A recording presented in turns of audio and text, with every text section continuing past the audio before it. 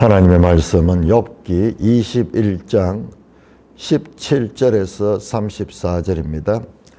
계속해서 소발의 충고에 반발해서 대응하는 욥의 말입니다.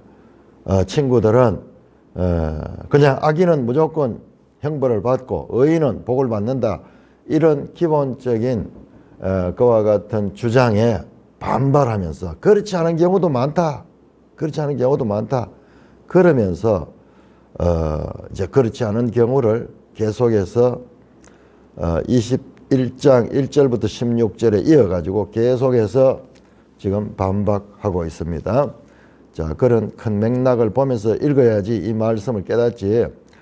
이 말씀은 특별히 어려워요. 내용이 어려운 게 아니라 번역이 애매하기 때문에 저도 힘들게 이 내용을 이해를 하게 됐어요. 자, 21장 17절 악인의 등불이 꺼짐과 재앙이 그들에게 닥침과 하나님의 진노하사 그들을 곤고하게 하심이 몇 번인가. 그들이 바람 앞에 금불같이 폭풍에 날려가는 겨같이 되었도다. 하나님은 그의 죄악을 그의 자손들을 위하여 쌓아두시며 그에게 갚으실 것을 알게 하시기를 원하노라. 자기의 멸망을 자기의 눈으로 보게 하며 전능자의 진노를 마시게 할 것이니라. 그의 달수가 다하면 자기 집에 대하여 무슨 관계가 있겠느냐. 그러나 하나님께서는 높은 자들을 심판하시나니 누가 능히 하나님께 지식을 가르치겠느냐. 어떤 사람은 죽도록 기운이 충실하여 안전하며 평안하고 그의 그릇에는 젖이 가득하며 그의 골수는 윤택하고 어떤 사람은 마음에 고통을 품고 죽음으로 행복을 맛보지 못하는구나. 이 둘이 매 한 가지로 흙 속에 눕고 그들 위에 구더기가 덮이는구나. 내가 너희의 생각을 알고 너희가 나를 해하려는 속셈도 아노라. 너희의 말이 귀인의 집이 어디 있으며 악인이 살던 장막이 어디 있느냐 하는구나. 너희가 길 가는 사람들에게 묻지 아니하였느냐? 그들의 정거를 알지 못하느냐? 악인은 재난의 날을 위하여 남겨둔 바 되었고 진노의 날을 위하여 끌려가느니라. 누가 능히 그의 면전에서 그의 길을 알려주며 누가 그의 소행을 보응하랴. 그를 무덤으로 메어가고 사람이 그 무덤을 지키리라. 그는 골짜기의 흙덩이를 달게 여기리니 많은 사람이 그보다 앞서갔으며 모든 사람이 그의 뒤에 줄지었느니라. 그런데도 너희는 나를 헛되이 위로하려느냐? 너희의 대답은 거짓일 뿐이니라. 오 하나님, 은혜를 감사합니다. 오늘 이 말씀을 통하여서 우리에게 말씀하시고자 하는 뜻을 잘 깨닫게 하여 주시옵소서. 예수님 이름으로 감사하며 기도드리옵나이다. 아멘. 자, 오늘 읽었던 이 본문은 우리가 그냥 읽으면은 이게 이해가 어려워요. 왜냐 그러면 욥의 말에 일관성이 없어. 그런데 일관성 없는 게 아니고 우리 번역 자체가 제가 여러 번 말씀드리죠. 시적인 표현을 번역을 하고 그 다음에 옛날 이 때는 마침표, 물음표, 무슨 그 느낌표 이런 부호가 없어요. 히브리 성경 보면은 띄어쓰기도 없어요. 쫙 나의 대신에 우리가 읽으면은 정말 이 어디서 꺼내야 되며 어디에서 이게 질문인지 이게 어떤 서술인지 그런 걸 찾기가 힘들어요. 특별히 시는 더욱더 그러하죠. 그래서 이 본문도 맥락이 같습니다. 21장 친구들은 부흥의 원리, 인과응보의 원리에 따라서 모든 것은 결정된다.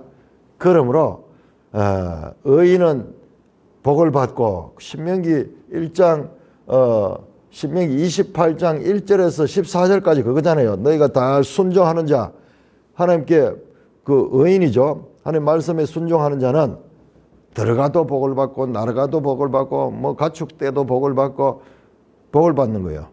그러면은 불순종하면은 들어가도 저주를 받고 나가도 저주를 받고 가축 때도 저주를 받고 모든 저주예요. 그러니까는 보응의 원리, 보응의 원리. 그게 그대로 적용된다. 근데 욥은 그렇지 않다. 그렇지 않다. 그것을 주장합니다. 그것을 주장하면서 오히려 이 세상에서 악인이 잘 되는 경우가 얼마나 많았는가. 그러면서 7절부터 16절까지 말씀입니다. 어째 악인이 생존하고 장수하며 세력이 강하냐. 너희 말은 악인은 망하고 악인은 이 땅에서 잠시 형통하는 것 같지만은 비참하게 죽어야 되는데 안 그렇다. 악인도 오히려 이 세상에서 더 잘 살고 심지어는 장수하며 그 다음에 그 권력이 갈수록 커지며 그 후손들까지 잘 되는 경우도 있다. 너희들이 가지고 있는 그런 신학적인 틀을 가지고 이 땅에 우리가 능히 볼 수 있는 이와 같은 불평등하고 이와 같은 너희들의 보응의 원리를 역행하는 그런 일들이 많이 있다는 것을 너희는 볼 수 있지 않나. 그럼에도 불구하고 너희가 가지고 있는 그런 고정관념을 틀 가지고 나를 악인으로 평가한다. 그렇게 말하고 있는 거죠. 너희들의 생각은 단순하다. 그냥 규범적이다. 규범적이다. 그러나 이 땅에는 그런 판단으로 적용되지 않는 예외적인 상황들이 많이 있다. 그렇게 되면 좋겠지만은 현실은 그렇지 못하다. 자, 우리 이와 같은 주장은 시편에서도 나오고 전도서에도 나오는 주장들입니다. 우리 한번 찾아보겠습니다. 시편 17편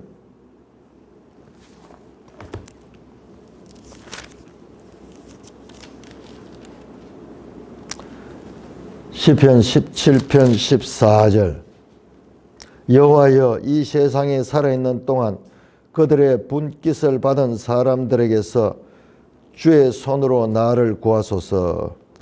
그들은 주의 제물로 배를 채우고 자녀로 만족하며 그들이 남은 산업을 그들의 어린아이들에게 물려주는 자녀입니다. 악인들이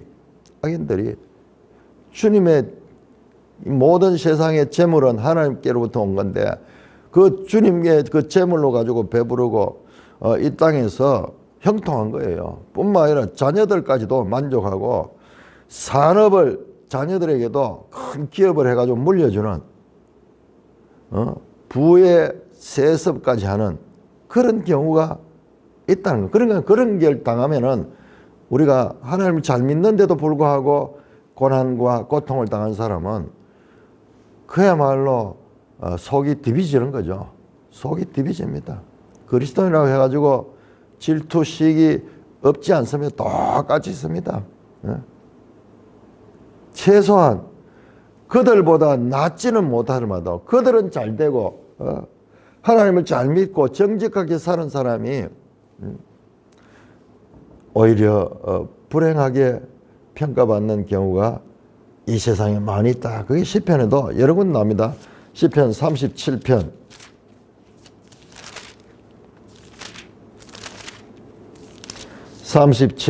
1절 악을 행하는 자들 때문에 불평하지 말며 불의를 행하는 자들을 시기하지 마라. 이게 이제 이런 경우죠. 악을 행하는 자들이 잘 되고 막 이런 걸 보고 불평하고 시기하는, 그렇게 하지 마라.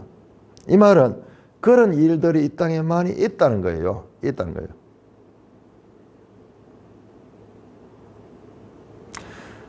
여호와 앞에 잠잠하고 7절에 참고 기다리라. 자기 길이 형통하며 악한 꾀를 이루는 자 때문에 불평하지 마라. 분을 거치고 노를 보고 불평하지 말고 오히려 악을 만들 뿐이다. 그들을 향하여 불평하면 그게 오히려 악이 된다. 얼마나 이런 경우가 많았으면은 35절, 37장 35절. 내가 악인의 큰 세력을 본즉 그 본래 땅에 서 있는 나무잎이 무성함 같다. 내가 지나갈 때에는 그가 없어지는 내가 찾아도 정결하지 못하리라. 그러나 이것은 하나님 앞에 때는 우리가 알지 못하지만 반드시 심판을 받는다. 이런 결론에서 악인의 형통을 원망하고 불평하지 말라는 그와 같은 말씀을 합니다. 자, 대표적인 성경이 시편 73편이에요. 시편 73편. 내용 전체가 그 내용이에요. 악인의 형통함 73편 3절. 악인의 형통을 보고 오만한 자를 질투하였다. 정직하고 하나님 잘 경외하는 사람이 고난을 당하고 하나님 무시하고 하나님 앞에 반역하고 하나님 앞에 불경건한 사람이 복을 받아가 잘 되는 그런 경우들이 많이 있단 말이에요. 그들은 죽을 때도 고통이 없고 그 힘이 강건하며 사람이 당하는 고난이 그들께 없다.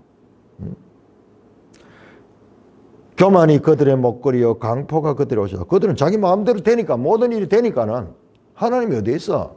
하나님 뭐 있어? 내가 내 머리로 다 살아가는 거지. 예? 내가 전략을 잘 짜고 내가 이 많은 경험을 했고 내 지혜가 뛰어났기 때문에 내가 잘 사는 거지. 하나님이 어디 있어? 그거는 약자들의 핑계일 뿐이야. 보이지 않는 하나님이 어디 있어? 그러면서 그들은 그럼에도 불구하고 항상 악인들은 평안하고 12절을 보면은 재물은 더욱 불어나는 거야. 그럴 때 보면은 내가 내 마음을 깨끗하게 하며 내 손을 씻어 무죄하다는 게 이게 헛된 것이 보이는 거야. 내 입 도대체 뭐지? 솔직한 감정이에요. 솔직한 감정. 아니 하나님 무시하는 자들은 저렇게 잘 되는데 나는 뭐 하나님 숨긴다고 하는데 내한테 오는 것은 고난만 있고 이게 뭐지?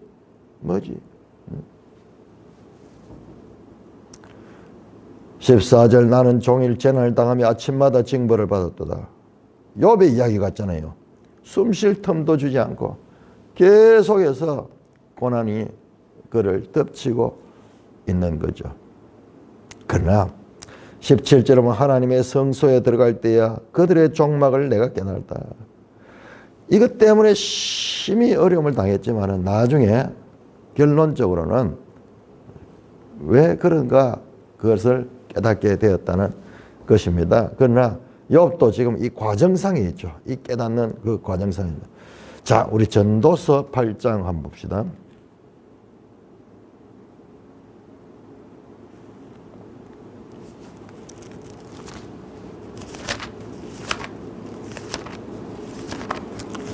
전도서 8장. 자, 전도서는 자, 우리 잠언은 이와 같은 규범적인 그런 지혜를 담고 있다 그러면 전도서는 그게 아니에요. 반성적 지혜.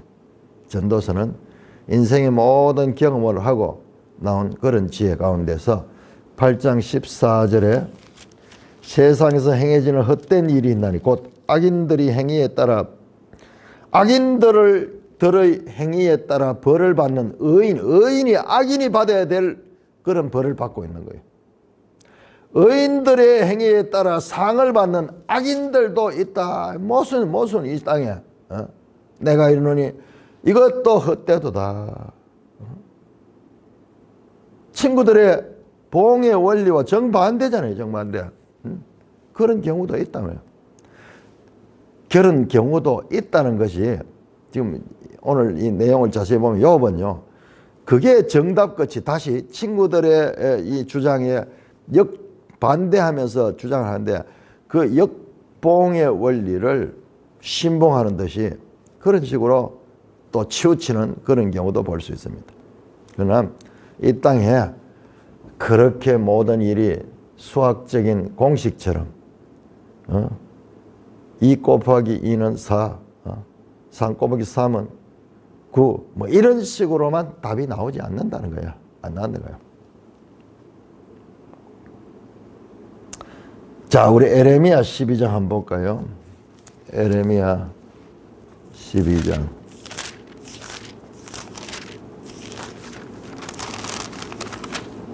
1절이죠. 여호와여, 내가 주와 변론할 때 주께서 어려우신다. 그러나 내가 주께 질문합니다. 요압이 맞아 지금 하나님께 질문하고 하나님께 탄식하죠. 악한 자의 길이 형통하며 반역한 자가 다 평안하면 무슨 까닭입니까? 이유를 알 수 없어요. 주께서 그들을 심으심으로 그들의 뿌리가 박히고 장성하여 열매를 맺을 거야. 그들의 입은 주께 가고 그들의 마음은 뭡니다? 하나님, 이게 도대체 뭡니까? 이게 우리 하나님 백성들이 이 땅을 살면서 가질 수 있는 솔직한 고백입니다. 솔직한 고백. 자, 요압은 이와 같이 계속해서 봉의 원리의 그 틀을 가지고 요압을 정죄하고 있는 친구들 향하여서 너희 주장대로 그렇지 않다 하는 말을 이어가고 있습니다. 자, 요 맥락을 놓치지 않아야지 오늘 이 17절부터 34절을 이해할 수 있습니다. 제가 얼마나 힘들은지 몰라요. 이거를 제대로 이해를 하는데요. 자, 보세요. 먼저 17절 보겠습니다. 악인의 등불이 꺼짐과 재앙이 그들에게 닥침과 하나님이 진노하사 그들을 공고하게 하심이 몇 번인가. 무슨 말인 건데요? 이게요, 전부 질문을 대해서 질문. 수사 의문문이에요. 수사 의문문. 앞에서 말했죠? 친구들은 봉의 원리의 프레임을 가지고 요압을 판단하지만 요압은 그 프레임이 맞지 않다. 그걸 주장하니까는 역봉의 원리를 이야기하는 거야. 그 맥락을 보면 뜻을 이해할 수 있는데 그렇지 않으면 이게 무슨 말인지 몰라요. 자, 악인의 등불이 꺼짐과 재앙이 그들에게 닥침과 하나님이 진노하사 그들을 공고하게 해서 몇 번인가. 이 말은요, 이 말은 그런 일을 찾아보는 것이 쉽지 않다는 거예요. 질문이에요. 수사 의문문이에요. 악인이 등불이 꺼지고 재앙을 받고 하나님이 진노해서 그들을 공고하게 하는 일이 찾아보기가 쉽지 않다 이 말이야. 몇 번이나 그런 일이 있었는가? 맥락으로 보면은 이해가 되는데 그렇지 않으면 이게 도저히 이해가 안 돼. 증거를 한번 대봐라. 그런 경우는 찾아보기 힘들어 오히려. 18절 그들이 바람 앞에 검불같이 폭풍에 날려가는 겨같이 되었도다. 이것도 하나님이 그의 죄악을 그의 자손을 위하여 쌓아두시며 그에게 갚으실 알게 하시기를 원하노라. 번역이 쉽지 않아요. 그들이 과연 바람에 나는 검불 같고 폭풍에 날려가는 겨같이 되는 것이 몇 번이나 그 앞에 거하고 연결돼 의문문으로 연결돼 있어요. 너희 말은 그렇게 이야기하는데 그런 적이 얼마나 있는가 한번 증거를 한번 대봐라. 맥락을 놓치면 안 돼. 맥락을 놓치면은 이 본문은 듣기 어려워요.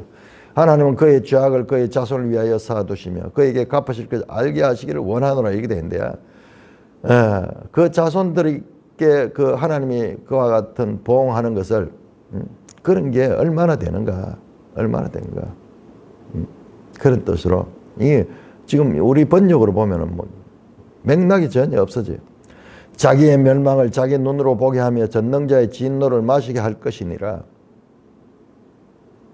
그의 달수가 다음 자기 집에 대해 무슨 관계가 있겠냐. 끝에는 질문으로 되어 있죠. 이게 전부 수사 의문문으로 되어 있어요. 뭐냐 그러면은 21절도 자기의 멸망을 자기 눈으로 보게 하며 전능자의 진노를 마시게 해야 되는데 그렇지 않은 경우가 있다는 거예요. 그래요. 19절, 20절을 연속해서 이래요. 악인이 잘못했으면 그 당대의 벌을 받아야 되는데 그 자손들에게까지 그 벌이 이어지는 그런 경우가 얼마나 있느냐. 오히려 악인들이 번창하고 있는 현실에 너희들 말대로 그런 경우가 찾아보기가 오히려 어렵지 않느냐 그 말이에요. 21절에 세 번역은 이렇게 말합니다. 살 만큼 살고 죽은 후에 집안이 어찌 된들 무슨 상관이 있겠느냐. 그의 달수가 다하면 자기 집에 대하여 무슨 관계겠느냐. 실컷 다 자기 수명대로 살고 그 후에 후손들이 무슨 벌을 받는다 이런 게 그 사람한테 무슨 상관이 있겠느냐. 뭐 그런 작은 맥락을 놓치면은 안 됩니다. 자, 역봉의 원리를 계속 욥은 주장하고 있습니다. 22절입니다. 그러나 하나님께서는 높은 자들을 심판하니 누가 능히 하나님께 지식을 가리켰느냐. 자, 이 내용도 하나님이 주권적으로 하신다는 거예요. 주권적으로. 어떤 사람은 죽도록 기운이 충실하여 안전하고 평안하고 그의 그릇에는 젖이 가득하고 그의 골수는 윤타고 어떤 사람은 마음에 고통을 품고주면 행복을 맛보냐. 이 둘이 매 한 가지로 흙 속에 넣고 그들이 구더기가 덮이는구나. 의인이나 악인이나 그렇게 차별되지 않는다는 거예요. 도덕적, 윤리적 이유와 상관없이 죽거나 어떤 사람은 이 땅에 살면서 번창하고 번성하고 번영하지만은 어떤 사람은 이 땅에 살면서 어려움을 겪다가 죽기도 한다.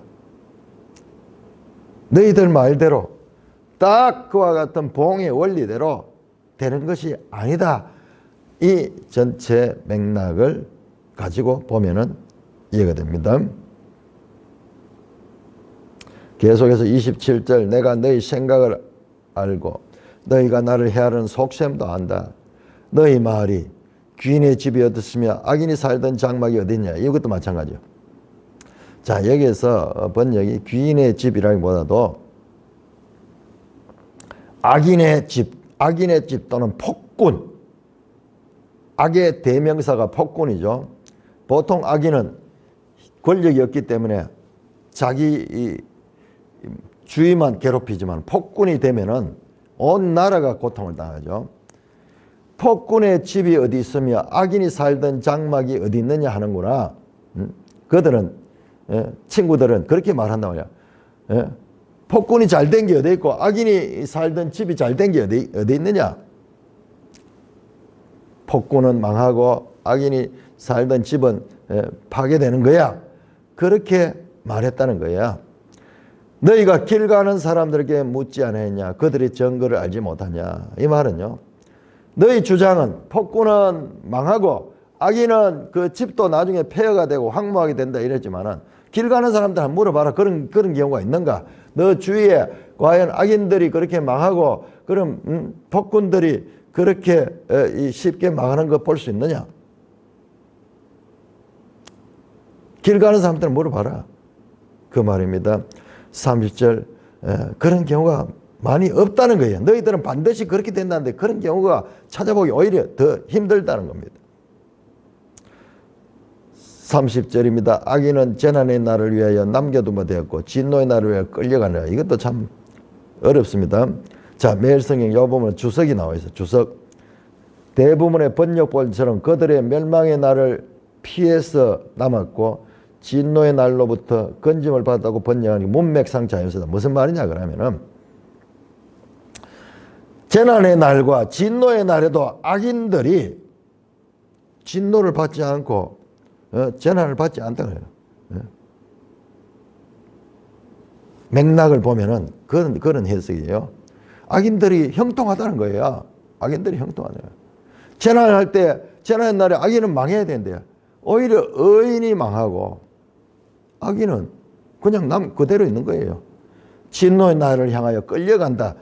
이런 말도 참 정반대 뜻이 돼요. 진노의 날에 들림을 받아가지고 건짐을 받는다. 그런 의미를 가지고 있습니다. 맥락을 보면은 악인이 너그 말대로 그렇게 반드시 망하는 것이 아니다 하는 그 주장으로 보면은 맥락을 보면은 이해가 되지만 그러면은 이게 이해 안 돼요. 정반대로 해석이에요.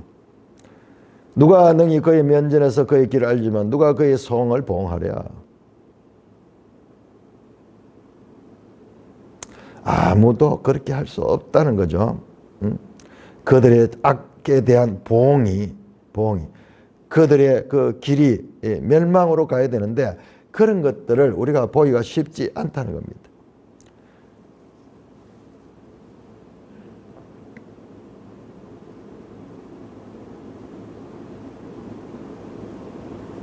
세상은 너희 말처럼 그렇게 단순하지 않아. 뒤죽박죽이야.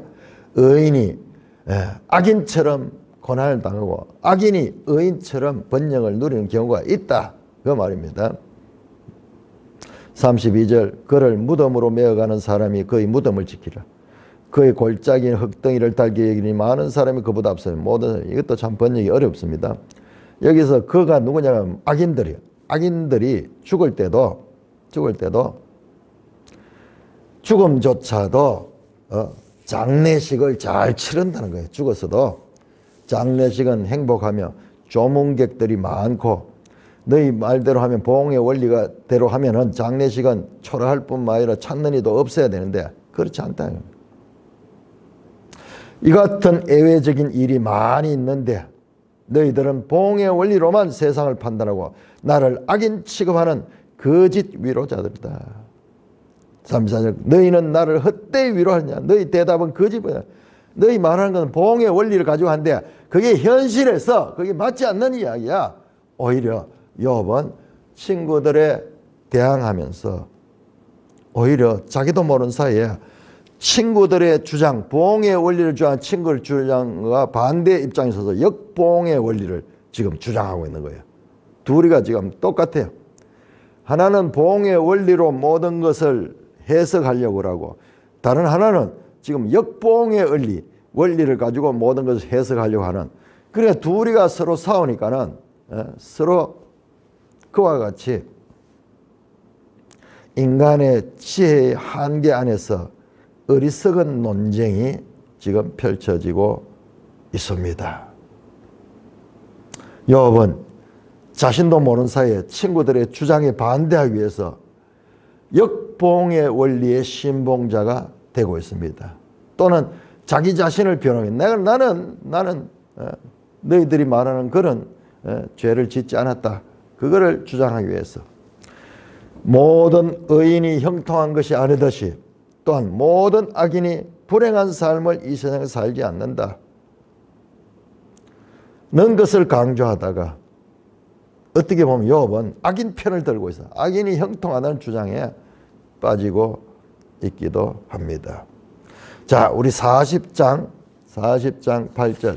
우리가 자칫하면 욥은 아무 잘못이 없고 욥의 논리는 하나님 뜻과 같다고 생각하기 쉬운데 그렇지 않아요. 욥도 이 세 친구와 비슷한 수준에서 말합니다.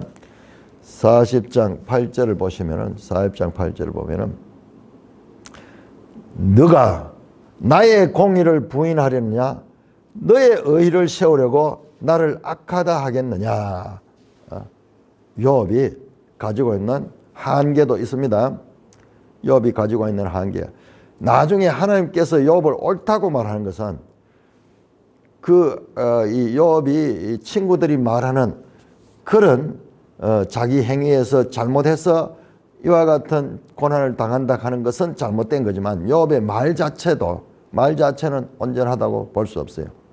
욥도 지금 둘이가 논쟁을 하면서 반대하기 위해서 역보응의 원리로 공격하고 있는 욥의 모습도 볼 수가 있습니다.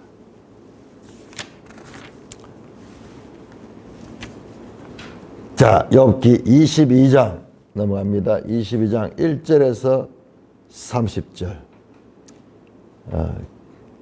자, 이런 욥에 대해서 이번에는 엘리바스의 다시 세 번째 엘리바스의 이 등장 그리고 충고를 하게 됩니다.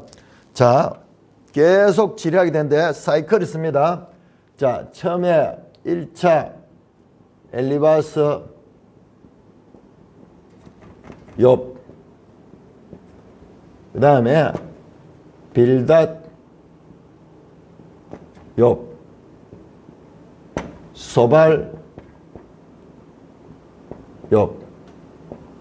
친구들의 이 충고와 욥의 반발. 2차 마찬가지로 엘리바스, 욥, 빌닷, 욥, 소발, 욥. 이렇게 우리가 21장까지가 이렇게 끝이 났어요.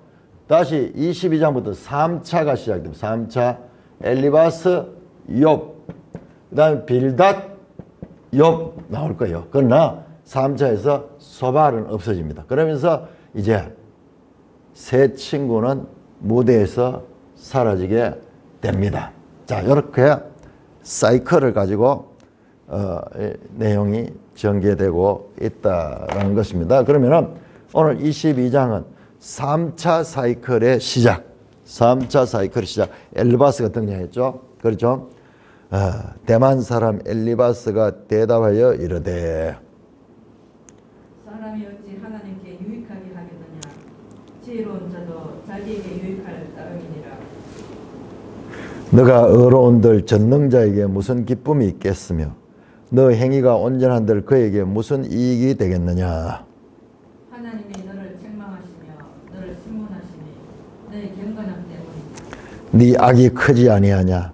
네 죄악이 끝이 없느니라. 까닭 없이 형제를 볼모로 잡으며 헐벗은 자의 어복을 벗기며 목마른 자에게 물을 마시게 하지 아니하며 줄인 자에게 음식을 주지 아니하였구나. 본세 있는 자는 토지를 얻고 존귀한 자는 거기에서 사는구나. 너는 과부를 빈손으로 돌려보내며 과의 팔을 꺾는구나. 그러므로 올무들이 너를 둘러있고 두려움이 갑자기 너를 억석하며 어둠이 너로 하여금 보지 못하게 하고 훈수가 너를 덮느니라. 홍수가 너희를 덮느니라. 하나님은 높은 하늘에 계시지 아니하냐 보라 우두머리 별이 얼마나 높은가. 그러나 네 말은 하나님이 무엇을 아시며 흑암 중에서 어찌 심판하실 수 있으랴. 빽빽한 구름이 그를 가린적 그가 보지 못하시고 둥근 하늘을 그리실 뿌리라 하는구나. 너가 악인이 밟던 애적 길을 지키려느냐. 그들은 때가 이르기 전에 엉겨버렸고 그들의 터는 강물로 말미암아 함몰되었느니라. 자, 거기까지만 오늘 읽겠습니다. 우리 이 부분에 또 이어지는 거는 내일 하도록 하고. 자, 일단 3차 사이클 시작 엘리바스에서 자, 엘리바스가 말을 합니다. 사람이 어찌 하나님께 유익하게 되냐. 지혜로운 자도 자기에게 유익할 따문이라. 네가 의로운들 전능자에게 무슨 기쁨이 있겠으며 네 행위가 온전한들 그에게 뭐냐. 자, 이 바른 말을 해요. 맞는 말입니다. 하나님이 전능하심이 사람의 선과 의 이런 것들이 하나님의 전능하심이 아무 영향을 내가 좀 뭐 잘 선하게 산다고 해도 그게 하나님한테 아무런 상관이 없어. 욥도 그런 질문을 했잖아요. 하나님 도대체 내가 좀 죄를 지은들 하나님한테 무슨 상관이 있습니까? 왜 그걸 그렇게 나를 따지고 술시틀도 주지 않고 이렇게 고통스럽게 하십니까? 그렇게 하나님께 따지잖아요. 욥 지금 엘리바스 똑같은 이야기. 하나님 전능하신 하나님 전지하신 하나님 앞에 사람의 지혜는 아무것도 아니다. 그러면서 욥을 이야기하는 맞는 말이에요.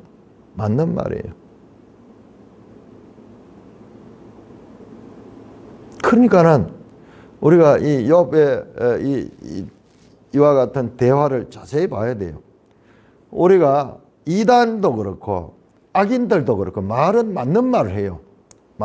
그러나 결정적인 데 가서 분별해야 돼. 옥석을 구분해야 돼요. 맞는 말입니다. 이거는 뭐 하나님 말씀이라고 해도 하등에 문제가 될 것이 없는 그런 거예요. 하나님은 주권적이며 자존. 어떤 피조물에 의존해서 사는 존재가 우리는 전부 의존적 존재예요. 우리는 사람 인자도 사람 둘이가 서로 의존하고 있다 그러잖아요. 뿐만 아니라 우리가 먹고 살기 위해서는 이와 같은 모든 땅에서 나는 것들, 동식물들 이런 거에 의존해야 돼요. 그렇지만 하나님은 자존하시고 하나님은 독존하실 수 있는 분이에요. 전적인 자유가 있는 거예요. 그러니까 인간이 여기서 뭐 악을 좀 한다고 하나님이 막 손상을 입거나 인간이 여기서 좀 잘한다고 하나님이 영광을 입거나 그런 차원이 아니다는 거야. 그런 차원이 아니다. 사람이 어찌 하나님께 유익하겠느냐? 지혜로운 자도 자기에게 유익하다. 아무리 지혜롭고 하나님 잘생긴다 해도 지한테는 유익이 되지만 하나님한테 하든 상관없어. 응? 저 개미들 세계도 어마어마하죠. 개미들 세계 개미 가면 거기도 왕이 있고 거기 뭐 일개미들이 쫙 있는데 그 안에서 폭군 개미가 나와가지고 막 그들을 괴롭히고 그들을 막 몰살시킨들 우리가 그 관심이나 가고 우리는 그거 알지도 못하잖아요. 우리하고는 전혀 무관하잖아요. 이런 비유보다도 더욱 더 큰 비유예요. 개미와 우리는 같은 피조물이지만 그러나 하나님과 우리는 전적인 그와 같은 격차가 있는 존재들입니다. 말로 표현할 수 없는 그런 존재죠. 그런 식으로 지금 맞는 말을 합니다. 네가 어려운들 전능자에게 무슨 기쁨이 있겠으며 네 행위가 온전한들 그에게 무슨 이익이 있겠느냐. 자, 우리 욥기에 하나님을 전능자라는 표현이 여러 번 나요. 사다이, 엘 사다이, 전능하신 하나님, 엘 사다이. 영어로 almighty, 하나님 전능자. 그렇게 하나님을 별칭으로 부를 때 전능자라고 부릅니다. 여러분, 전능자라는 말은 어마어마한 말이에요. 단어로서는 그냥 전능자지만은 이게 가지는 게 하나님이 할 수 없는 게 없어요. 모든 것을 다 할 수 있어요. 모든 걸 다 할 수 있어요. 모든 것을 주관하시고 모든 것을 만드시고 모든 것을 운행하시고 그런 전능자와 일개 피조물 티끌 같은 존재가 동격으로 그렇게 생각할 수 없다. 절대적 하나님과 사람의 이 간격을 설명합니다. 맞는 말로 공격하면서 이제 이렇게 도입부는 너무나 맞는 지당한 말을 가지고 오면서 이제 욥을 공격하는데 잔인하게 공격합니다. 하나님이 너를 책망하시며 너를 신문하심이 너의 경건함 때문이냐. 이것도 의문문이죠. 예. 아니다 이 말이죠. 수사 의문문이죠. 네가 경건하기 때문에 너를 신문하고 책망하는 거냐. 그게 아니다 이 말이야. 네가 반대다 그 반대다 이 말이에요. 부정강조예요. 부정강조. 그러면서 공격하면 네 악이 크지 아니하냐. 네가 악이 크다. 네 죄악이 끝이 없다. 까닭 없이 형제를 볼모로 잡으며 헐벗은 자의 의복을 벗기며 목마른 자에게 물을 마시게 하지 않았냐. 줄인 자에게 음식을 주지 않았구나. 이야, 이제는 없는 이야기까지 드러내가지고 네가 지금 이런 악을 당하는 걸 보니까 네 겉으로는 뭐 경건한 척하고 뭐 딴 사람들이 보기에는 어려운 척했지만은 네 사실 네가 지금 이 당하는 거 보니까 네가 몰래 많은 악한 일을 행했다. 다른 사람들에게 형제를 볼모로 잡고 까닭 없이 볼모로 잡았다. 담보로 잡았다는 담보.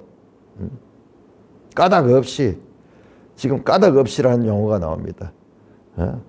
이게 지금 욥기의 아주 핵심 주제잖아요. 까닭 없는 지금 고난을 당하고 있는데 욥에게 네가 딴 사람한테 아무 까닭 없는 사람을 빼앗아 가지고 그를 볼모로 잡고 헐벗은 자의 의복을 벗겼다. 자, 이게 무슨 말이냐 그러면요. 출애굽기 22장 26절 27절을 보면 이 고대에는 의복이 큰 재산이에요. 여러분 한번 생각해 보세요. 이런 옷을 하나 만들려고 그러면은 그게 전부 수공으로 해가지고 만들어낸 게 얼마나 많은 시간과 노력이 들어가겠어요. 그러니까 옷은 아주 귀한 재산이고 옷이 여러 벌이 없어요.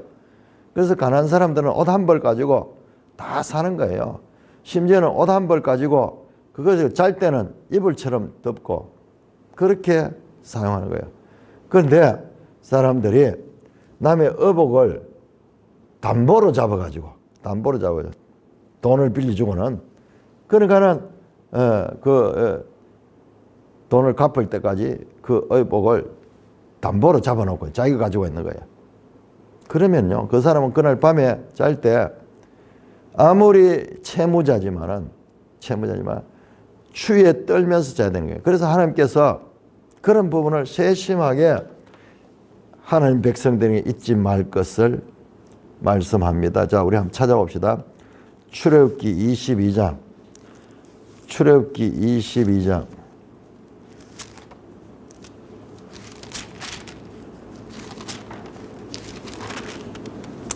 출애굽기 22장 십계명과 더불어 준 것과 같은 말씀인데 이런 부분 22장 26절 27절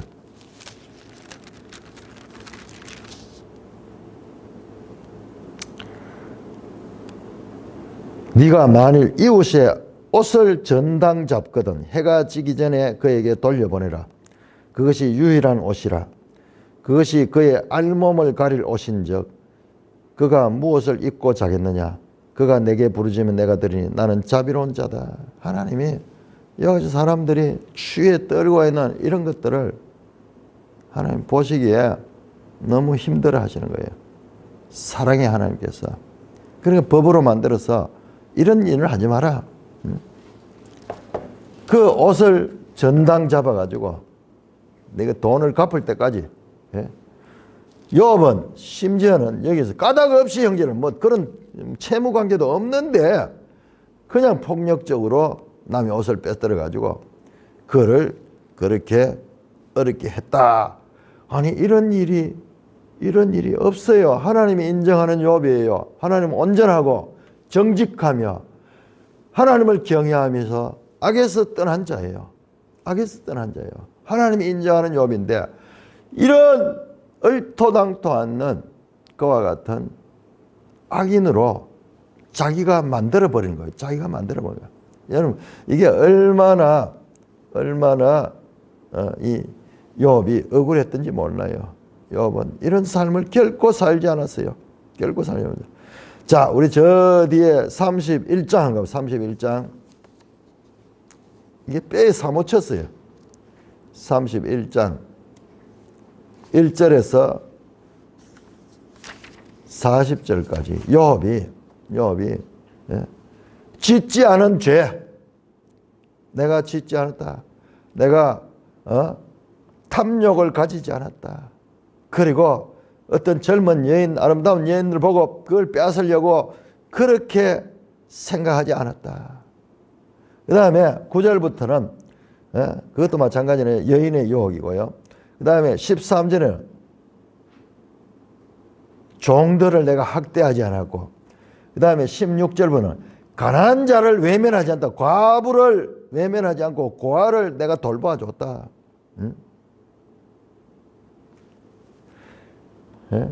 19절입니다. 만일 내가 사람이 의복이 없이 죽어가는 것을 가시나 가난한 자가 덮을 것이 없는 것을 못 본 채 했다면 만일 나의 양털로 그의 몸을 따뜻하게 입혀서 그의 허리가 나를 위하여 복을 빌게 하지 아니하였다면 만일 나를 떠난 욥은 오히려 반대로 없는 사람들에게 양털을 만드는 옷을 가지고 입혀주고 그렇게 해줬는데 지금 전혀 욥이 하지 않은 죄까지 만들어가지고 엘리바스가 처음에 어떻게 등장했어요? 거룩하게 하나님이 전능하시다. 하나님은 자존하신다. 그런 말로 시작해가지고 이제는 욥이 없는 이야기까지 끄집어내가지고 욥을 죄인으로 만들어가고 있습니다. 잔인하게 거짓으로 자기가 가진 학정 편향을 가지고 우리가 이걸 왜 성경이 이 부분을 이렇게 지리하게 길게 보여주는가? 여기에 우리의 죄인된 모습들이 우리가 여기 새 친구가 될 수 있는 거예요. 새 친구가 될 수 있는 거예요.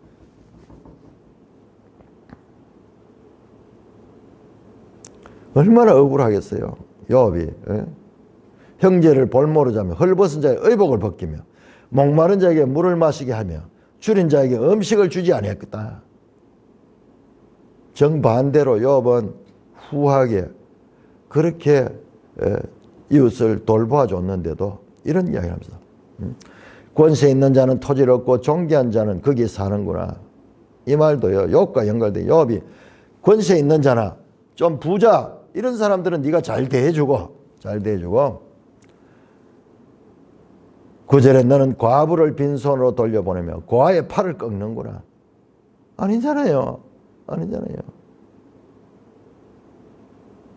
정반대로 그렇게 말을 하면서 욥을 죄인으로 만들어가고 있습니다. 그러므로 올무들이 너를 둘러있고 두려움이 갑자기 너를 엄습하며 어둠이 너를 향하여 보지 못하게 하고 홍수가 너를 덮으리라. 그러므로 네가 이렇게 삶을 살면서 나쁘게 독하게 이웃을 무시하고 네 이익을 위해서 이웃을 짓밟으며 살았기 때문에 그에 대한 형벌로 올무와 두려움이 너를 엄습하고 어둠이 너로 하여금 보지 못하고 홍수가 너를 덮고 있다.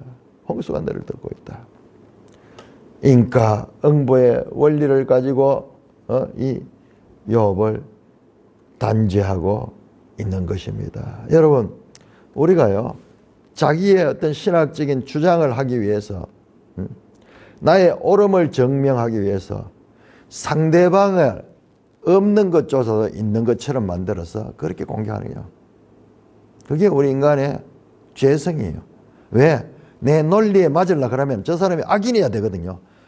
인과응보의 원리에 의해서 욥이 지금 고난을 받기 때문에 욥은 죄인이고 악인이고 많은 죄를 지었는 자기 때문에 저렇게 심한 고통을 받는 그것이 성립이 되잖아요. 그 자기 주장을 위해서 없는 죄까지 만들어서 욥의 입장에서 얼마나 억울하겠어요. 그렇게 하면서 욥을 공격하며 그러므로 10절에 그러므로 올무들이 너를 네가 당하고 있는 이 모든 것들은 바로 너의 악한 죄 때문에 그런 것이야. 그러면서 욥에게 공격합니다. 자, 이어진 내용들은 우리가 내일 한번 살펴보겠습니다.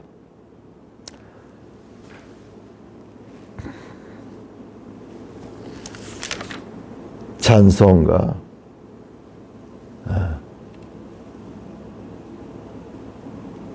70장이가